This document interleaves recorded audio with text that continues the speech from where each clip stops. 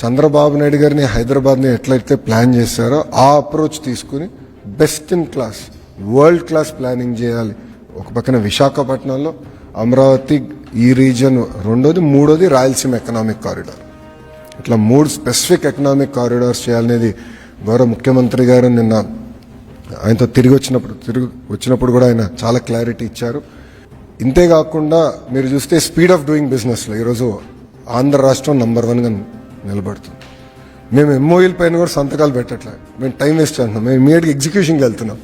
ఆస్లర్ మిత్తలతో ఇప్పటికి మాకు ఎంఓయూ లేదు, ఆంధ్ర రాష్ట్రానికి ఎంఓయూ లేదు, బట్ ఫౌండేషన్ నవంబర్లో చేస్తున్నాం. టీసీఎస్తో కూడా ఎంఓయూ లేదు, but we are starting the centre in November.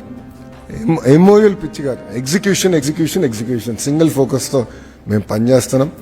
చాలామంది గతంలో అడిగారు, డావోస్కి వెళ్ళారు, పక్క రాష్ట్రాలు ఎంఓయూలు చేశారు, మీరేం చేశారు? ఫాలో అప్లు జరుగుతాయి.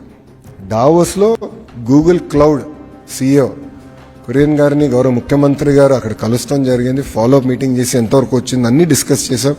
మొన్న టాటా సన్స్ చైర్మన్ చంద్ర గారు నేను బాంబేలో కలిసినప్పుడు నేనే స్వయంగా స్టేటస్ అప్డేట్ ఇచ్చా.